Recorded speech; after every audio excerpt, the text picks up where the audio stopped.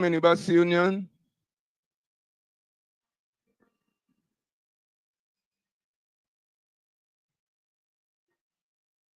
I guess I've covered all that is here. GBGW.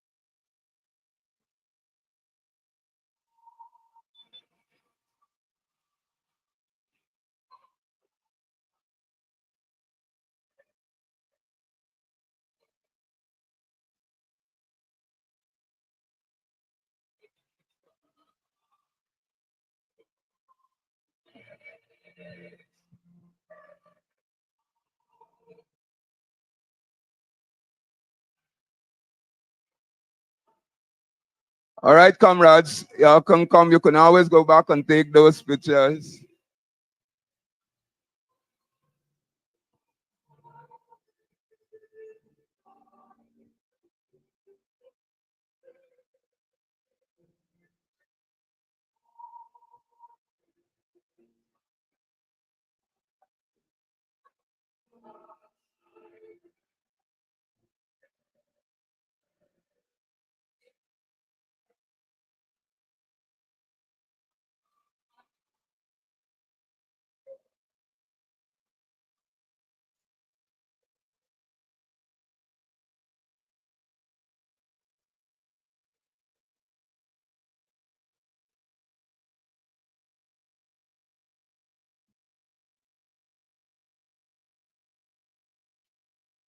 Yes, comrades. Now, before I call the General Secretary and Teachers Union, who I'm sure, and I can put my bottom dollar that she'll be going to higher order, you know. We are going to send her with prayers in our election that is coming up.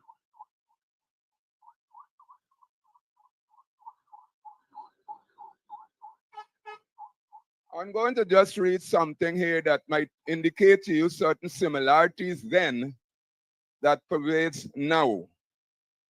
Now, in unenviable circumstances, sometimes fostered by colonial forces. We don't have colonial forces now, but there are forces. I trust that you will make such an assessment of what I'm saying. Where workers survive under harsh conditions, suspicious of each other, and hatred among one another were easily bred. It is there with us now. These were circumstances which did not favor unified movement among workers. A situation was incidentally met with the favor of the colonial office. It is here with us. If certain person don't find favor with certain unions, you have problems. You have to fight. Now, it took Skibby, as Hubert Nathaniel Critchlow was affectionately and popularly known, to step into the breach. He formed the unifying force that was so vitally needed. And so, on January 11, 1919, the British Guiana Labor Union was founded by Critchlow, to whom all credit is due for the formation of the first trade union. It was a fitting climax to his devoted work from 1906 onward, seeking after the rights of the workers. And we have a commitment right now to do the same. There will be challenges, but people should not feel that it's a cakewalk, it's a battle. And if you know you don't want to get into the kitchen, you don't want to get burned, keep out of the kitchen. But don't just sit there, be identified with leadership. and do nothing. That's all I have to say. Thank you, Comrade General Secretary. Will you take the podium?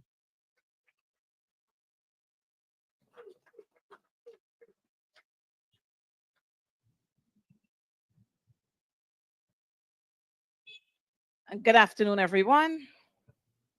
You don't sound like workers who on a mission. Good afternoon, everyone. Let me start first by saying injustice anywhere is a threat to justice everywhere. Martin Luther King.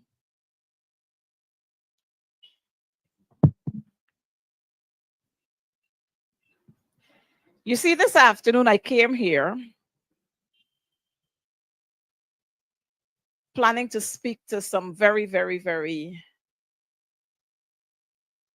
comrades of mine, very good comrades of mine, in a very personal way.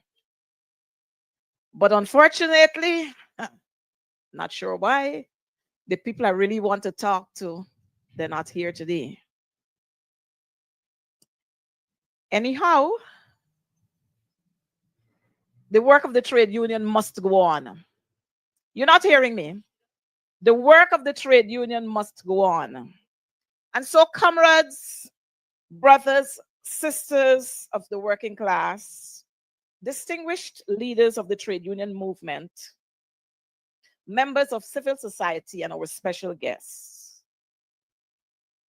On this sacred occasion of the commencement of Gtuc Week, we have gathered together to celebrate the dignity of workers, the courage of those who toiled, and the unbreakable spirit of a movement forged in the fires of struggle and the sacrifice.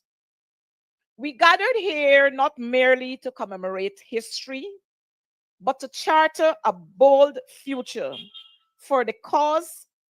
Bold future for the cause of labor is eternal.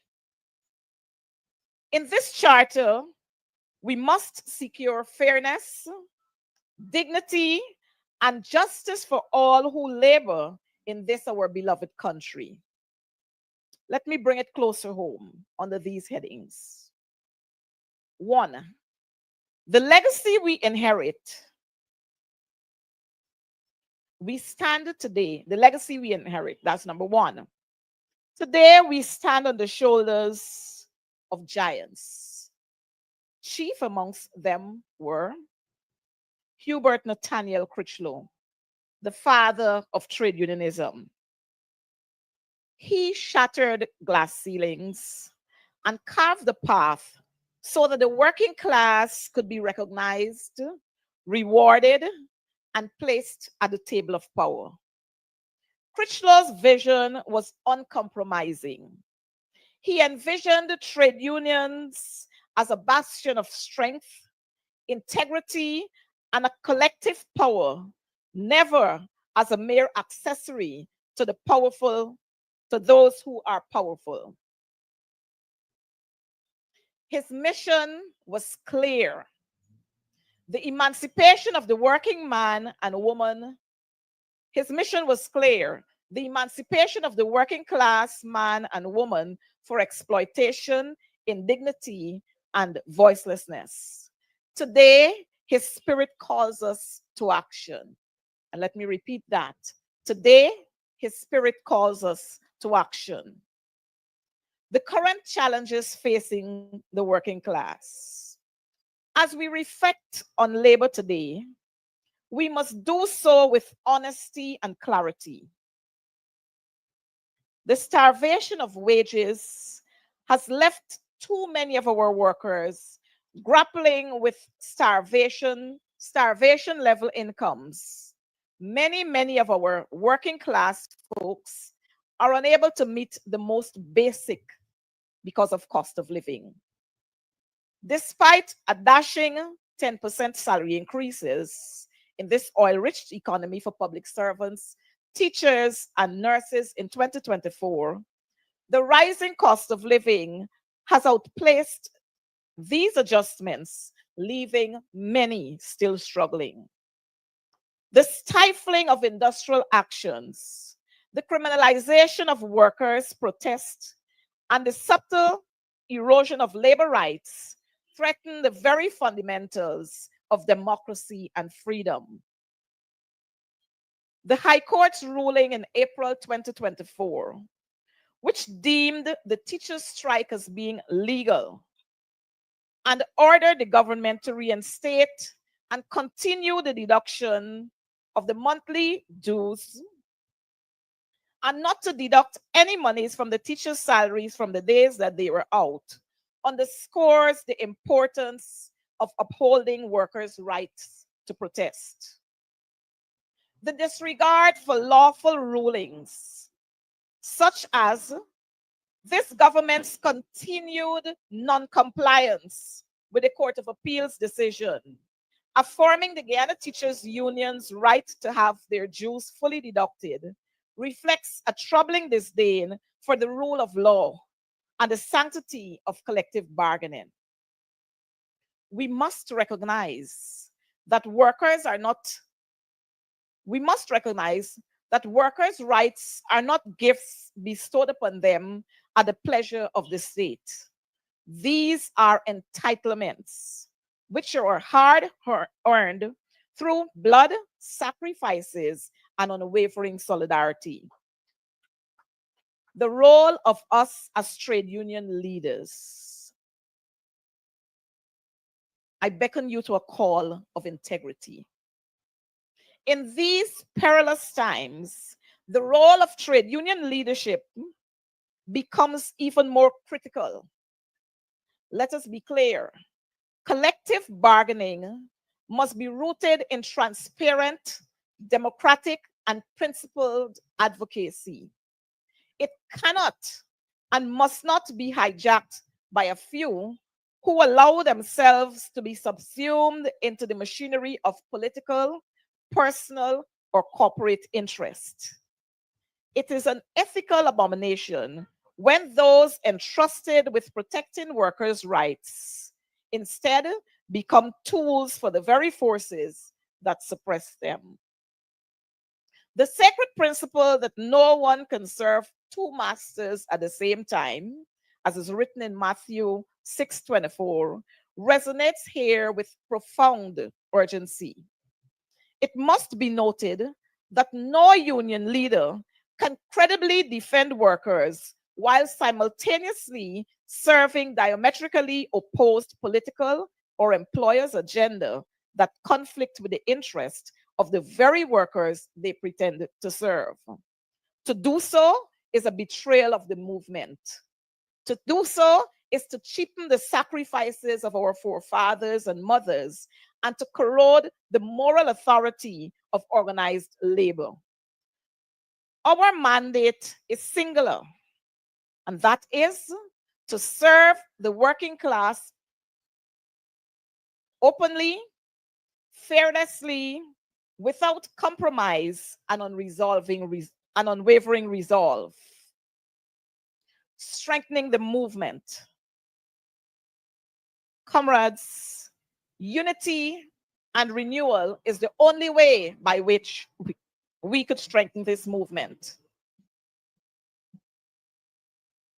The strength of the labor movement lies not only in rhetoric, but in action, not in titles, but in unity.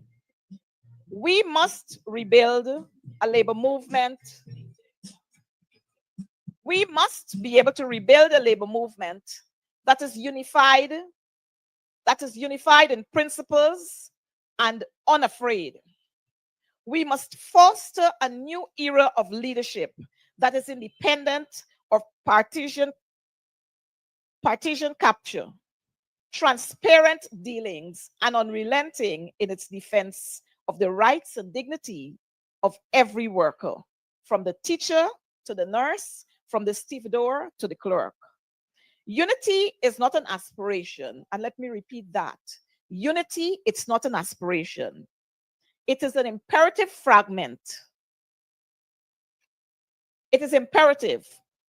Fragment weakens us. Division emboldens those who wish to erode our rights. And it's only through genuine, uncompromising solidarity we can negotiate from strength to resist exploitation and advance the interest of the working class people. Comrades, today, as we celebrate the start of Critchlow Week, I must say that as leaders, we have to stand tall. As leaders, we must stand there to recognize and to protect the rights of workers. As leaders, we must not be part of the suppression of workers. We must protect workers' rights, not to suffocate them under the pretense of being orderly. Wages must be anchored. Wages must be anchored in the principles of human dignity and economic justice, not weaponized as a tool to institutionalize poverty and perpetuate servitude. Industrial action must be recognized as a fundamental democratic right, and workers must not be demonized as creating instability. Court rulings must be respected with unambiguous fidelity, not casually discarded.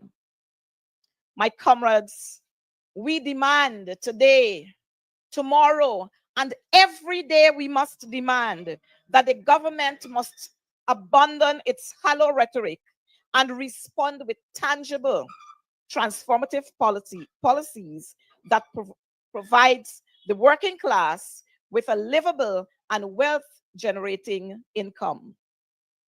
We demand today and every day that employers must understand that the prosperity of their enterprises is linked to the dignity of their workforce. We must reaffirm, comrades, our vows on this sacred day. And our vow should be to recommit ourselves to the sacred covenant between the labor movement and the working class. Let us, in doing so, honor the legacy of Hubert Nathaniel Critchlow, not by words, but by deeds. Let us fight for a Guyana where work is honored, workers are respected, and the dreams of all who toil find fulfillment in same. For in the end, the strength of a nation is measured not by the wealth of its elite, but by the dignity of its working class. Comrades, today, as we commence Critchlow Week, I urge that we take a pattern from Hubert Nathaniel Critchlow, that as trade union leaders, we recognize what our role is, and that is to represent the workers who would have elected us to serve them. I implore upon you today, comrades, that we should not stand as union leaders and pull against each other and link ourselves with the oppressors. I urge that in order for labor to take its rightful place, that we stand together as one labor movement. This will not happen today. This will not happen tomorrow. But if we start today, tomorrow or next week, we will reach to our destination. Every day, we see our workers across this country continue to suffer. Every day, we see some of our leaders hands in hand with the oppressors, and they continue to oppress workers. Every day, our workers across this country, women, are harassed in the workplaces. To date, from last April, when the judge would have ruled on the teacher's case, to date, this government has not recognized that order. And this is to say to us that we are in a difficult place. Like the boys said in Region 3 yesterday, darkness is upon us. If we want to remove that bit of darkness or that dark cloud, I urge all of us today to stand on the principles of Hubert Nathaniel Critchlow as we forge past to build that unity that our workers so deserve. Long live the working class of Guyana. Long live the trade union movement. Long live the Republic of Guyana. I thank you.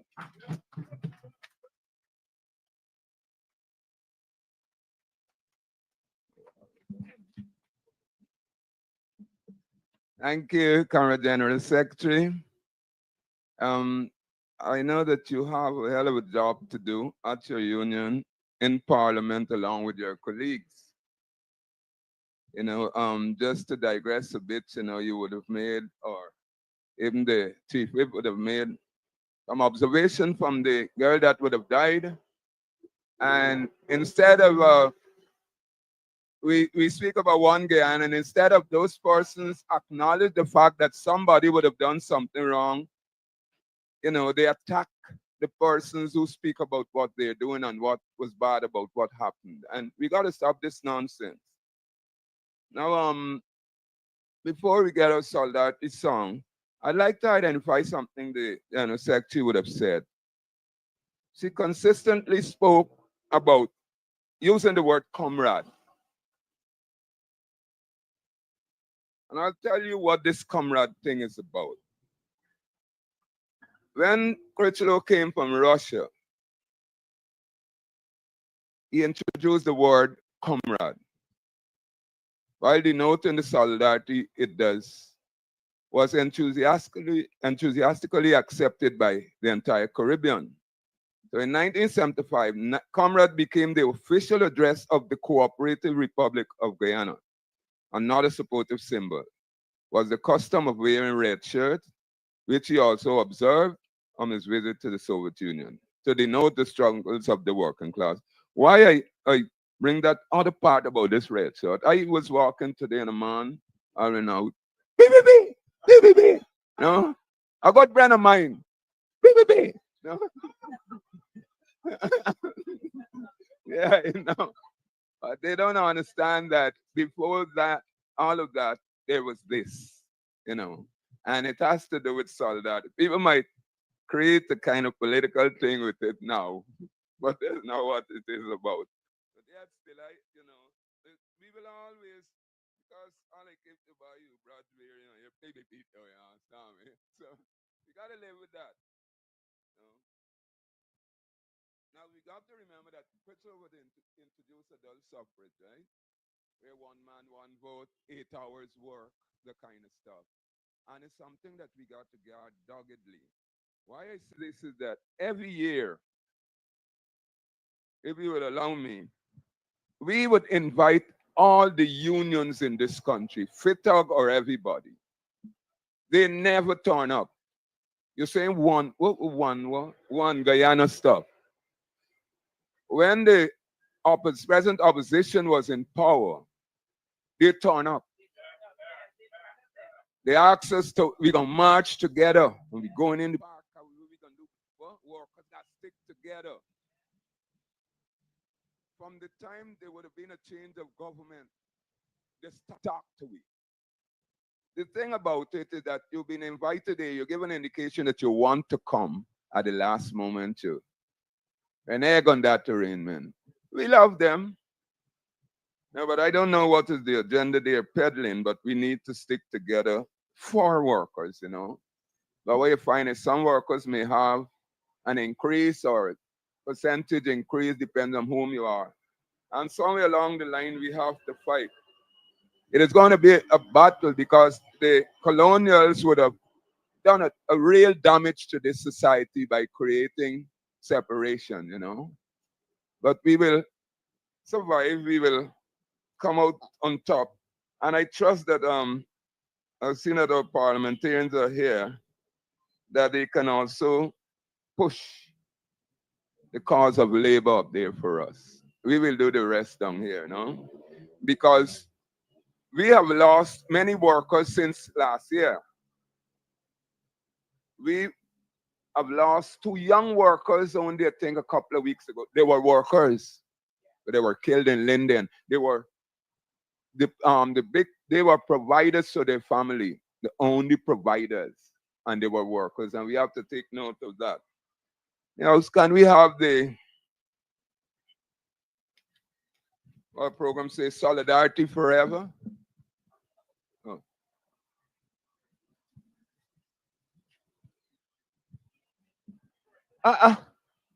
I'm sorry, I'd like to recognize it done.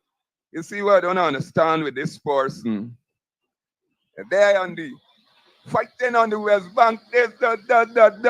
Now he come and to Ghana the back. Anyhow, I'd like to recognize parliamentarian. Amanza, this here. Now don't play the game with me. Thank you for coming, man. You know. You always solidarity wherever you have a lot of work to do, you know.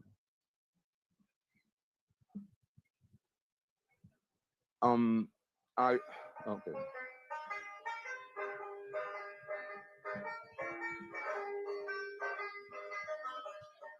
Solidarity forever. Solidarity forever. Solidarity forever. For the union makes us strong.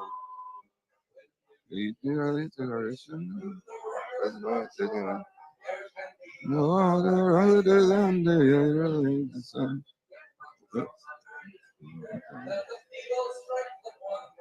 The union makes us strong. Solidarity forever. Solidarity forever. Solidarity forever. For the union makes us strong.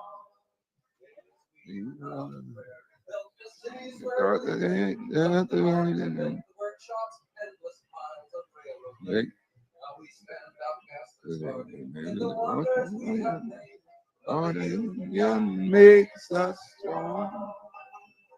Solidarity forever. Solidarity forever. Solidarity forever. Our union makes us strong. Without our brain and muscle, not a single wheel can turn. We can bring your morning hour, gain our freedom when we learn that the union makes us strong. Solidarity forever. Solidarity forever. Solidarity forever. For the union makes us greater than the Lord. Greater than the Lord.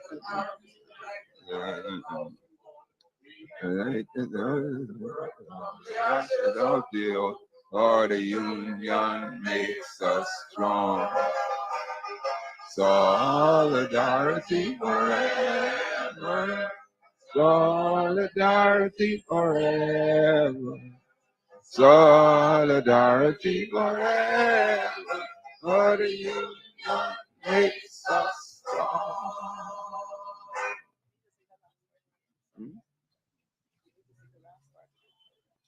There's a request here that we sing the last part of it again, that last stanza. You see, I wouldn't be impactful with singing here because the singing the TUC is Norris Witter, right? Solidarity forever. Solidarity forever. For the union makes us strong. Solidarity forever. Solidarity forever. Solidarity forever. For the union makes us strong. Yes, please be seated, ma'am. Can we have a vote of thanks by Sister Kimberly Porter? You're not local government officers union, the people that take care of the city. Thank you, Brother Chair.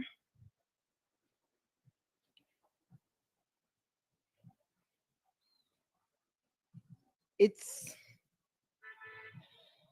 it's a great honor and privilege to propose the vote of thanks at this another memorable occasion. As we begin May Week under the theme, we need a change where the states represent workers' rights. Let me emphasize a little on this theme. As Sister Coretto said it all. Now, I am asking and calling on the authorities and all employers to uphold the laws and respect workers' rights. I'm also calling on all unions to ensure workers' rights has been protected and respected. For too long, workers' rights has been trampled upon. Workers has become victim in the workplace due to bullying and harassment. We all must remember that we all are workers in some form. And we need our rights to be protected and respected. We must vindicate these elements that plague the workplace and create a workplace that is free and fair and safe.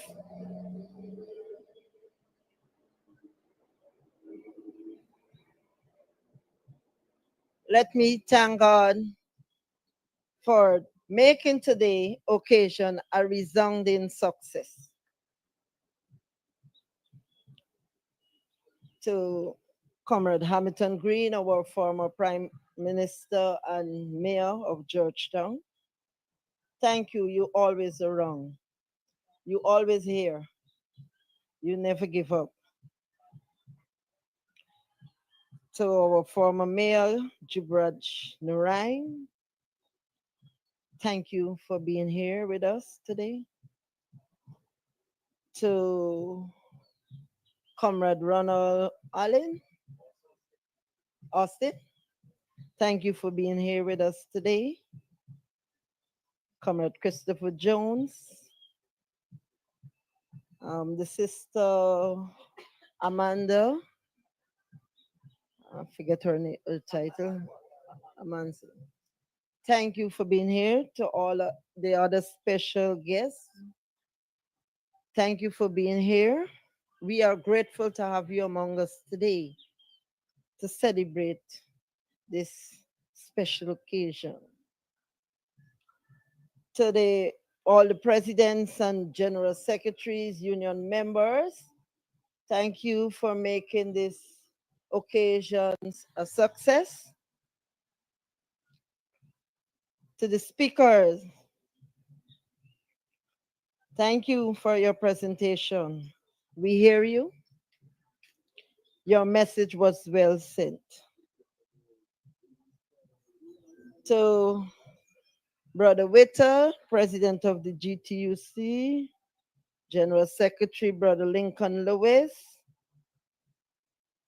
to all the organizing members from the organizing committee, thank you for organizing today's occasion.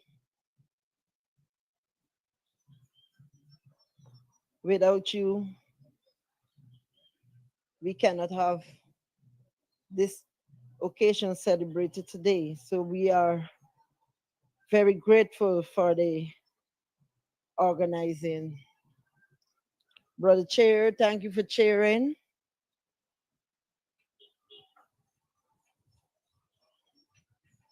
To the Parliament Secretary, Thank you for making this venue available to us. We are grateful to the persons who preparing the snack at the back. Thank you. Thank you for the person with the music. We are grateful.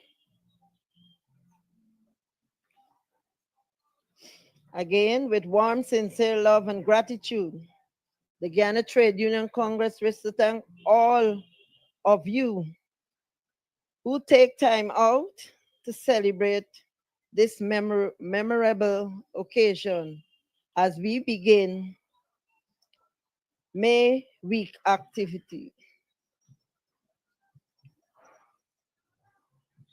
And I'm really thankful for giving me a chance to deliver this vote of thanks speech to such an honorable audience. Long live the Ghana Trade Union movement. Long live the workers' movement. Long live the people. Solidarity forever.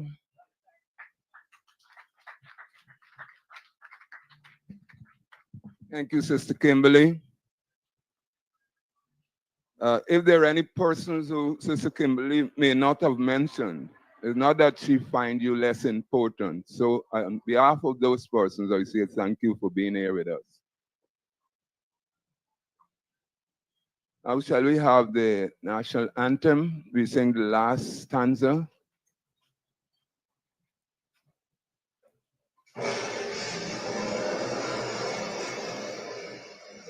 Dear land of Guyana, to you will we give our homage, our service, each day that we live. Lord God, you great mother, and make us to be more worthy our heritage and of the free.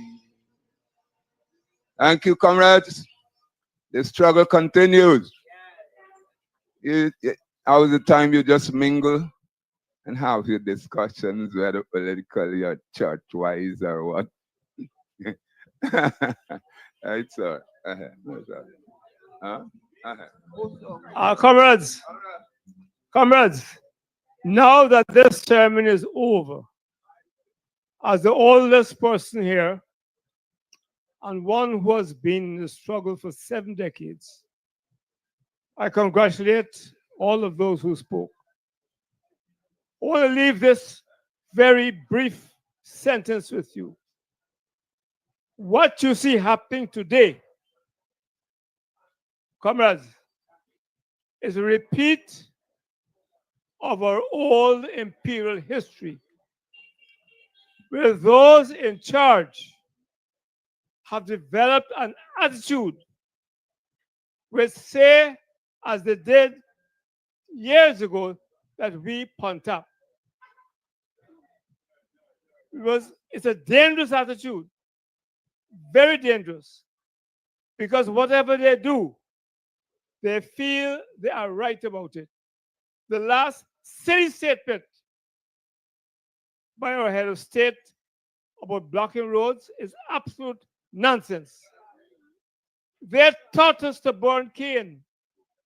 They taught us to block roads. They taught us to kill people. They showed us the way to disrupt society. And here it is, he is talking absolute nonsense. It is an attitude which says they think they are right. And that is the most dangerous thing. Because, like religion, if you believe that what you're doing is right, we are in very troubled waters. That's all I want to say, comrades. And to remind you, this is a serious struggle. Imagine those down for Bacobites talking about disrupting.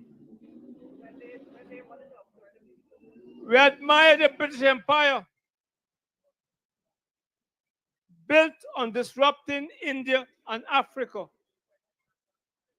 built the great United States of America. Know your history. The Boston Tea Party, disguised as Indians, threw the tea overboard, and they got their independence 4 years after. There are times when you have to buck up to build and make no apologies. Comrades, I hope on the next occasion we get our young people to be here.